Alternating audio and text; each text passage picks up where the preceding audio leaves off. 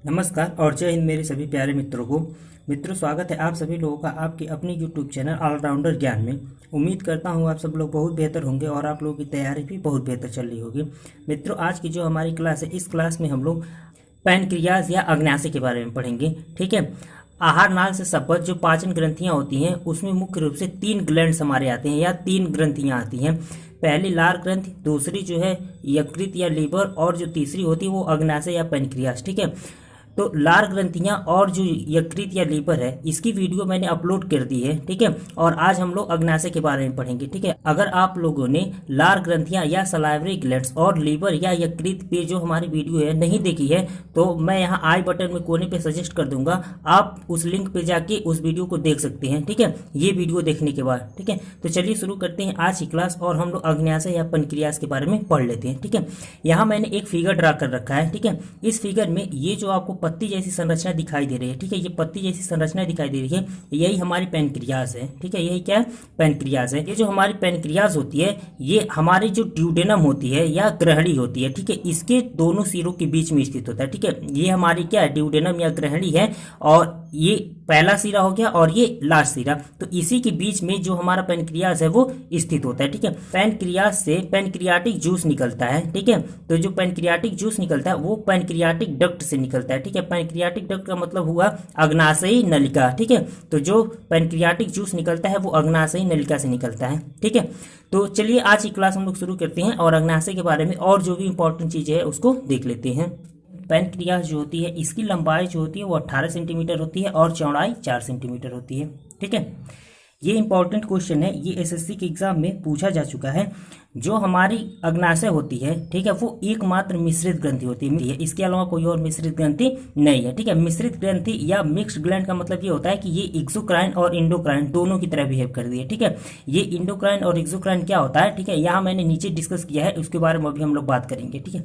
अगर शेप की बात करते हैं पैनक्रियाज की, तो लीफ लाइक मतलब पत्ती की तरह शेप होती है। मैंने फिगर में इंट्रोडक्शन जब दिया था तो वहां पर मैंने पैनक्रियाज की फिगर को आप लोगों को दिखाया था। ठीक है, वो पत्ती की तरह होती है। लोकेशन या स्थिति की बात करते हैं तो under stomach and between both ends of duodenum. ठीक है, मैंने आप लोगों को बताया था कि जो पेट होता है हमारा या स्टमक होता है, उसके नीचे होता है और ग्रहणी के दोनों सिराओं के बीच में स्थित होता है, ये जो पैनक्रियाज होता है। ठीक है, एक बार फिर आप लोग फिगर में जाके देख लेंगे तो आप लोगों को सारी चीजें स्पष्ट हो जाएंगी। ठीक है।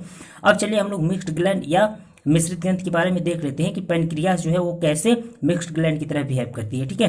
मिक्स्ड ग्लैंड या मिश्रित ग्रंथि का मतलब होता है कि जो इंडोक्राइन या अंतःस्रावी और एक्सोक्राइन या बाह्यस्रावी दोनों ग्लैंड्स की तरह बिहेव करे, उसी को हम लोग मिक्स्ड ग्लैंड या मिश्रित ग्रंथि कहते हैं। ठीक है। अब ये इंडोक्राइन या अंतःस्रावी और एक्सोक्राइन या बाह्यस्रावी क्या होता है, इस चीज को देख लेते हैं। ठीक है। इंडोक्राइन या अंतःस्रावी, ठीक है, ऐसे ग्लैंड्स को कहते हैं जिनसे हार्मोन्स का सिक्रेशन होता है, ठीक है, या हार्मोन्स का स्राव होता है। ऐसे जो ग्लैंड्स होते हैं उनको हम लोग कहते हैं इंडोक्राइन ग्लैंड। क्या कहते हैं? Endocrine glands. ठीक है। और एक्सोक्राइन ग्लैंड्स का मतलब ये होता है कि जिनसे जूस का सिक्रेशन होता है। ठीक है, जिनसे जूस का सिक्रेशन होता है या जूस का श्रावण होता है। जूस का मतलब हो गया रस। ठीक है, जिनसे रस निकलता है, और वो जो रस होता है उनमें पाए जाते हैं एंजाइम। क्या पाए जाते हैं? एंजाइम। ऐसे ग्लैंड्स जिनसे एंजाइम का सिक्रेशन होता है उसको हम लोग क्या कहेंगे? बाह्यस्रावी या एक्सोक्राइन ग्लैंड्स कहेंगे। ठीक है। हमारी जो पैनक्रियाज होती है, पैनक्रियाज से जो हार्मोन्स निकलते हैं, ठीक है, पैनक्रियाज से जो हार्मोन्स निकलते हैं वो हार्मोन्स अल्फा सेल मतलब अल्फा कोशिका, बीटा सेल यानी बीटा कोशिका, और डेल्टा सेल यानी डेल्टा कोशिका से निकलते हैं, जो हार्मोन निकलते हैं हमारे पैनक्रियाज से। ठीक है। और जो पैनक्रियाज होती है, ठीक है, पैनक्रियाज का जो बहुत कम भाग है, कम भाग इंडोक्राइन की तरह बिहेव करता है या अंतःस्रावी ग्लैंड्स की तरह बिहेव करता है। ठीक है। जो इसका मैक्सिमम पार्ट होता है वो एक्सोक्राइन की तरह बिहेव करता है। एक्सोक्राइन का मतलब ये होता है कि हार्मोन्स की जो मात्रा है वो बहुत कम निकलती है। ठीक है। जो जूस का सिक्रेशन होता है वो ज्यादा होता है हमारे पैनक्रियाज से। ठीक है। और एक्सोक्राइन की बात कर लेते हैं। ठीक है, जो एक्सोक्राइन ग्लैंड्स हमारा होता है, ठीक है, इनसे जो है अग्नाशयी रस या पैनक्रियाटिक जूस का सिक्रेशन होता है। ठीक है। और जब पैनक्रियाटिक जूस निकलता है तो उसी में क्या होते हैं? एंजाइम होते हैं। ठीक है। एंजाइम कौन कौन से निकलते हैं इसके बारे में हम लोग आगे डिस्कस करेंगे। और यहाँ पे मैंने लिख लिखा है कि जो मैक्सिमम पार्ट होता है वो एक्सोक्राइन होता है। अब हम लोग चलिए बारी बारी से जो इंडोक्राइन या अंतःस्रावी ग्लैंड्स हैं और बाह्यस्रावी या एक्सोक्राइन जो ग्लैंड्स हैं वो किस तरीके से बिहेव करती है उसके बारे में हम लोग बारी बारी से करके देख लेते हैं। ठीक है। तो चलिए सबसे पहले हम लोग इंडोक्राइन ग्लैंड्स या अंतःस्रावी ग्रंथियों के बारे में देख लेते हैं कि ये कितना इंपॉर्टेंस है हमारे लिए। हमारी जो अग्नाशय होती है जब वो इंडोक्राइन ग्लैंड्स की तरह बिहेव करती है तो क्या होता है, उसमें छोटी छोटी बहुत सारी कोशिकाओं के समूह पाए जाते हैं। ठीक है, ये कोशिकाएं लगभग 10 लाख तक होती हैं। कितनी तक? लगभग 10 लाख तक ये सेल्स या कोशिकाएं पाई जाती हैं। ठीक है, और ये जो कोशिकाएं होती हैं इन्हीं को कहते हैं लैंगरहंस की द्वीपिकाएं। क्या कहते हैं? लैंगरहंस की द्वीपिकाएं या आइलेट्स ऑफ लैंगरहंस। और ये जो लैंगरहंस की द्वीपिकाएं होती हैं इन्हीं में अल्फा सेल या अल्फा कोशिका, बीटा सेल या बीटा कोशिका और डेल्टा सेल या डेल्टा कोशिका पाई जाती हैं। ठीक है, और एक चीज और आप लोगों को याद रखना होगा कि जो अल्फा सेल होता है, ठीक है, वो 25% हिस्सेदारी शेयर करता है। ठीक है, जो बीटा सेल होता है वो 60-65% हिस्सेदारी अपना शेयर करता है, और जो डेल्टा सेल होता है वो लगभग 10% जो हिस्सेदारी अपना शेयर करता है लैंगरहंस की द्वीपिकाओं को बनाने में। ठीक है, और जो हमारी अल्फा सेल होती है या अल्फा कोशिका होती है उससे ग्लूकेगॉन हार्मोन्स का सिक्रेशन होता है। ठीक है, जो हमारी बीटा सेल होती है उनसे इंसुलिन हार्मोन्स का सिक्रेशन होता है। ठीक है, ये दोनों क्वेश्चन जो है इंपॉर्टेंट है, ये एसएससी के एग्जाम में पूछा जा चुका है, इस चीज को भी आप लोग याद रखिएगा। ठीक है, अब हम लोग बात कर लेते हैं कि जो ग्लूकेगॉन हार्मोन है और जो इंसुलिन हार्मोन है इनका वर्क क्या होता है हमारी बॉडी के लिए और इनका इंपॉर्टेंस क्या होता है। ठीक है, तो सबसे पहले हम लोग इंसुलिन के बारे में देखेंगे और उसके बाद ग्लूकेगॉन के बारे में देखेंगे। ठीक है, एक चीज और आप लोग याद रखिएगा कि ये जो हमारे हार्मोन्स होते हैं, जो हार्मोन्स का सिक्रेशन होता है पैनक्रियाटिक जूस से, ये हार्मोन्स जो होते हैं कि कार्बोहाइड्रेट के मेटाबॉलिज्म में हमारी सहायता करते हैं। ठीक है, जो कार्बोहाइड्रेट हमारी बॉडी एब्जॉर्ब करती है उसके मेटाबॉलिज्म में ये हमारी सहायता करते हैं। अब चलिए हम लोग इंसुलिन के बारे में देख लेते हैं। अभी मैंने बताया कि जो हमारी बीटा सेल या बीटा कोशिका होती है इन्हीं से इंसुलिन हार्मोन से क्या होता है, सिक्रेशन होता है। ठीक है, इंसुलिन हार्मोन हमारी बॉडी के लिए बहुत ही इंपॉर्टेंट रोल प्ले करता है। ठीक है, चलिए देख लेते हैं कैसे। जो मॉलिक्यूलर स्ट्रक्चर होता है, ठीक है, इंसुलिन का जो मॉलिक्यूलर स्ट्रक्चर था वो सेंगर नामक वैज्ञानिक ने दिया था। ठीक है, सेंगर नाम के साइंटिस्ट थे, उन्होंने दिया था और 1958 में मॉलिक्यूलर स्ट्रक्चर देने के कारण, ठीक है, इनको नोबेल प्राइज मिला था। ठीक है, और नॉर्मल अगर डिस्कवरी की बात करें तो फ्रेडरिक जी बेंटिंग ने, ठीक है, नॉर्मल अगर खोज की बात करें इंसुलिन की तो फ्रेडरिक जी बेंटिंग ने किया था। ठीक है, इन दोनों में अपवाद है लेकिन ये चीज आप लोग याद रखिएगा जितना मैंने बताया। ठीक है, नोबेल पुरस्कार जो है और मॉलिक्यूलर स्ट्रक्चर की बात करेगा तो सेंगर ने किया था, और केवल डिस्कवरी पूछ देगा तो फ्रेडरिक जी बेंटिंग ने किया था। ठीक है, इंसुलिन जो होता है वो बेसिकली अमीनो अम्लों का बना होता है। ठीक है, बेसिकली अमीनो एसिड्स का बना होता है। ठीक है, अगर हम इसके वर्क की बात करें, ये भी इंपॉर्टेंट क्वेश्चन है, इसको भी आप लोग याद रखिएगा कि जो हमारा इंसुलिन होता है वो बेसिकली क्या होता है, अमीनो एसिड्स होता है। ठीक है, अगर हम इंसुलिन के वर्क की बात करें तो पहला वर्क मैंने आप लोगों को बताया है कि क्या करता है, कार्बोहाइड्रेट के मेटाबॉलिज्म में क्या करता है, हमारी बॉडी की सहायता करता है। ठीक है, सेकेंड वर्क की बात करें तो जो हमारा इंसुलिन होता है, अगर हमारी बॉडी में एक्सेस मात्रा में ग्लूकोज क्या होता है, कलेक्ट हो जाता है, ये जो एक्सेस मात्रा में ग्लूकोज कलेक्ट होता है हमारी बॉडी में, इंसुलिन क्या करता है, इस ग्लूकोज को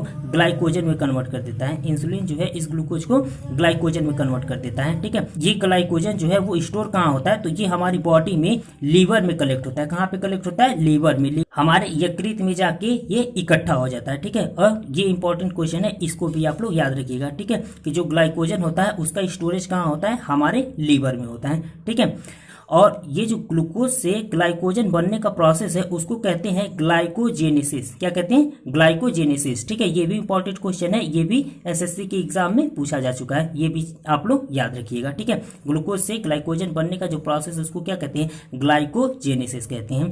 ठीक है, और जो लास्ट और थर्ड सबसे इंपॉर्टेंट वर्क है वो क्या है, कंट्रोल ग्लूकोज इन यूरिन। ठीक है, मतलब मूत्र में ग्लूकोज को जाने से रोकता है। ठीक है, चलिए अब हम लोग देख लेते हैं कि इंसुलिन की हमारी बॉडी में जब कमी होती है और इंसुलिन की जब हमारी बॉडी में अधिकता हो जाती है तो क्या इफेक्ट पड़ता है हमारे शरीर पे। ठीक है, इंसुलिन की जब कमी हो जाती है हमारी बॉडी में, तो इंसुलिन जब कम हो जाता है तो ग्लूकोज की मात्रा हमारी बॉडी में बढ़ जाती है। ठीक है, जो ग्लूकोज होता है उसका वितरण हमारी पूरी बॉडी में ब्लड के माध्यम से ही होता है। ठीक है, तो जब इंसुलिन की मात्रा कम हो जाती है तो ग्लूकोज की मात्रा हमारे ब्लड में क्या होती है, बढ़ जाती है, और ये जो ग्लूकोज की मात्रा हमारी बॉडी में बढ़ जाती है तो ये यूरिन के साथ निष्कासित होने लगता है, मतलब यूरिन या मूत्र के साथ भी क्या होता है, ये ग्लूकोज बाहर जाने लगता है। ठीक है, तो जब ग्लूकोज की मात्रा हमारे ब्लड में ज्यादा बढ़ जाती है और यूरिन के साथ बाहर जाने लगता है तो ये जो डिसीज होता है इसी को हम लोग कहते हैं डायबिटीज या मधुमेह।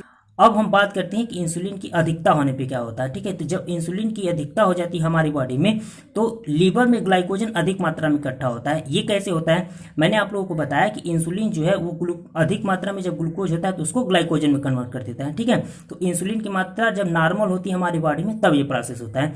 जब इंसुलिन की मात्रा अधिक हो जाती है हमारी बॉडी में, तो इंसुलिन क्या करता है, अधिक से अधिक ग्लूकोज को ग्लाइकोजन में कन्वर्ट करना शुरू कर देता है। और जब अधिक से अधिक ग्लूकोज को ग्लाइकोजन में कन्वर्ट करना शुरू हो जाता है, तो लीवर में अधिक मात्रा में ग्लाइकोजन इकट्ठा हो जाता है, और जिससे हमारी बॉडी कमजोर हो जाती है, क्योंकि ग्लूकोज की मात्रा हमारी बॉडी में कम हो जाती है, वो तो ग्लाइकोजन के फॉर्म में चली गई है, तो इससे हमारी बॉडी जो है वो कमजोर हो जाती है। और ये जो कंडीशन होता है कि ग्लाइकोजन की मात्रा हमारी बॉडी में अधिक हो जाए और ग्लूकोज की मात्रा कम हो जाए, उसको कहते हैं हाइपोग्लाइसेमिया। क्या कहते हैं? हाइपोग्लाइसेमिया। ठीक है, ये क्वेश्चन भी इंपॉर्टेंट है, ये आप लोगों को याद रखना है। तो ये था इंसुलिन के बारे में, जो हमारे बीटा सेल से निकलती है। ठीक है, अब हम लोग जो अल्फा सेल से हमारा ग्लूकागॉन हार्मोन निकलता है उसके बारे में देख लेते हैं। ठीक है, जो अल्फा सेल से ग्लूकागॉन हार्मोन निकलता है उसका क्या वर्क होता है, जैसे जब हमारी बॉडी में ग्लूकोज की मात्रा कम हो जाती है, ठीक है, मैंने यहाँ लिखा आवश्यकता पड़ने पे, तो वही बात हुई, जब हमारी बॉडी में ग्लूकोज की मात्रा कम हो जाती है और हमारी बॉडी को ग्लूकोज की आवश्यकता पड़ती है, ठीक है, तो ये जो ग्लूकागॉन हार्मोन होता है ये क्या करता है, जो ग्लाइकोजन होता है, ठीक है, जो ग्लाइकोजन होता है हमारे लीवर में कलेक्ट होता है, इसी ग्लाइकोजन को क्या कर देता है, ग्लूकोज में ब्रेक कर देता है। और ग्लाइकोजन को जब ग्लूकोज में ब्रेक कर देता है तो हमारी बॉडी में ग्लूकोज की पूर्ति हो जाती है। ठीक है, तो इंपॉर्टेंट वर्क जो है वो ग्लूकागॉन हार्मोन का भी है। ठीक है, तो ये हमारा जो अल्फा सेल हो गया जिससे ग्लूकागॉन हार्मोन निकलता है, और बीटा सेल जिनसे इंसुलिन हार्मोन निकलता है, उनके बारे में हम लोगों ने देखा। ठीक है, उम्मीद करता हूँ इतनी बात आप लोगों को समझ में आ गई होगी। ठीक है, अभी तक हम लोगों ने ये देखा कि जो हमारी अग्नाशय या पेनक्रियाज होती है वो इंडोक्राइन ग्लैंड्स या अंतःस्रावी ग्रंथियों की तरह किस प्रकार बिहेव करती है और किन किन हार्मोन का सिक्रेशन करती है। ठीक है, चलिए अब हम लोग आगे बढ़ते हैं और देख लेते हैं कि हमारी जो पेनक्रियाज या अग्नाशय होती है वो एक्सोक्राइन ग्लैंड्स या बाह्यस्रावी ग्रंथि की तरह किस प्रकार बिहेव करती है। क्लास की स्टार्टिंग में ही मैंने बताया कि जो एक्सोक्राइन ग्लैंड्स होती है वो क्या करती है, वो जूस का सेक्रेशन करती है और उनमें क्या पाई जाती है, एंजाइम पाई जाती हैं। ठीक है, तो जब एक्सोक्राइन ग्लैंड की तरह बिहेव करती है हमारी पेनक्रियाज, तो उससे पेनक्रियाटिक जूस निकलता है। ठीक है, अग्नाशयी रस निकलता है, और ये जो रस या जूस निकलता है वो किससे निकलता है, पेनक्रियाटिक डक्ट से या अग्नाशयी नलिका से। ठीक है, इसका जो पीएच होता है ये इंपॉर्टेंट है। ठीक है, ये एसएससी के एग्जाम में पूछा जा चुका है। जो पीएच होता है हमारे पेनक्रियाटिक जूस का वो 7.9 से लेके 8.3 तक होता है। ठीक है, कहीं कहीं 7.9 दिया रहता है, या इसके बीच में भी कहीं कहीं दिया रहता है, या 8.3 तक दिया होता है। ठीक है, ये जो हमारा एक्सोक्राइन ग्लैंड की तरह जब बिहेव करता है ये, तो जो जूस निकलता है पेनक्रियाटिक जूस, ये जो पेनक्रियाटिक जूस होता है या अग्नाशयी रस होता है, इसको हम लोग कहते हैं कंप्लीट डाइजेस्टिव जूस या पूर्ण पाचक रस। ठीक है, ये भी इंपॉर्टेंट क्वेश्चन है, ये भी आप लोगों को याद रखना है। ठीक है, पेनक्रियाटिक जूस या अग्नाशयी रस के बारे में हम लोग देख लेते हैं कि इनसे किन किन एंजाइम का सिक्रेशन होता है। ठीक है, तो बेसिकली 3 प्रकार के एंजाइम का सिक्रेशन होता है। ठीक है, पहला ट्रिप्सिन, दूसरा एमाइलेज, और जो थर्ड है वो लाइपेज। ठीक है, अब इनकी हम लोग वर्क की बात कर लेते हैं। जो ट्रिप्सिन एंजाइम होता है वो पेप्टोन्स को एमिनो एसिड में कन्वर्ट कर देता है, पेप्टोन्स को एमिनो एसिड में कन्वर्ट कर देता है। ठीक है, जो एमाइलेज होता है ये कार्बोहाइड्रेट का डाइजेशन करता है। ठीक है, कार्बोहाइड्रेट का डाइजेशन करता है, और कितना, 70%। मैंने बताया था कि जो हमारी बगल कैविटी होती है उसमें स्टार्च का पाचन होता है या कार्बोहाइड्रेट का पाचन होता है। 30% जो कार्बोहाइड्रेट का डाइजेशन है वो हमारे बगल कैविटी या मुख गुहा में ही शुरू हो जाती है। ठीक है, और कैसे पाचन होता है, स्टार्च को माल्टोज में बदल देता है हमारा जो सलाइवा होता है लाल। ठीक है, उसमें जो टाइलिन एंजाइम पाया जाता है, और जो बाकी का 70% हमारा बचा होता है कार्बोहाइड्रेट, उसका पाचन जो है वो एमाइलेज एंजाइम कर देता है हमारे पेनक्रियाज या अग्नाशय में। वो क्या करता है, स्टार्च को कन्वर्ट कर देता है किसमें, माल्टोज में। ठीक है, और जो लाइपेज होता है इसका वर्क क्या होता है, जो हमारा लाइपेज होता है ये क्या करता है, जो हमारे फूड में फैट पाया जाता है, ठीक है, इस फैट को क्या करता है, फैटी एसिड या वसी अम्ल और ग्लिसरॉल में कन्वर्ट कर देता है। ठीक है, ये इंपॉर्टेंट है आप लोगों के लिए, ये चीज आप लोग याद रखिएगा। ठीक है, यहाँ मैंने नोट करके एक चीज लिखा है, इसको भी आप लोगों को याद रखना होगा। ठीक है, 20 एमिनो एसिड मिलके पेप्टोन बनाते हैं। ठीक है, 20 एमिनो एसिड मिलके पेप्टोन बनाते हैं, और पेप्टोन से फॉर्मेशन होता है हमारे प्रोटीन का। ठीक है, और प्रोटीन को टाइलिन एंजाइम जो है वो पेप्टोन में ब्रेक कर देता है। ठीक है, और पेप्टोन से अगर हमें एमिनो एसिड प्राप्त करना होता है तो जो ट्रिप्सिन एंजाइम होता है वो क्या करता है, बहुत ही इंपॉर्टेंट रोल प्ले करता है। ठीक है, ट्रिप्सिन एंजाइम पेप्टोन्स को एमिनो एसिड में बदल देता है। ठीक है, तो ये जो पूरा ब्यौरा रहा वो आप लोगों के लिए काफी इंपॉर्टेंट है। ठीक है, यहाँ मैंने लिखा है जो ट्रिप्सिन है वो पेप्टोन्स के एमिनो एसिड में कन्वर्ट कर देता है। ठीक है, तो ये रहा, पेप्टोन्स को ट्रिप्सिन जो है एमिनो एसिड में कन्वर्ट कर देता है, और एमिनो एसिड से ही फिर पेप्टोन बन जाता है, और पेप्टोन से ही प्रोटीन का फॉर्मेशन होता है। ठीक है, तो उम्मीद करता हूँ आज की हमारी जो क्लास थी पेनक्रियास के बारे में, उसमें जो भी चीज़ मैंने आप लोगों को बताई वो सारी आप लोगों को काफ़ी अच्छे से समझ में आ गई होगी। ठीक है, तो इस वीडियो में बस इतना ही रखते हैं। यदि कोई मित्र चैनल पर नए आते, चैनल को सब्सक्राइब करना ना भूलें और वीडियो को लाइक और शेयर करना ना भूलें। ठीक है, तो मिलेंगे फिर आगे की वीडियो में, तब तक अपना ध्यान रखिएगा। जय हिंद, जय भारत।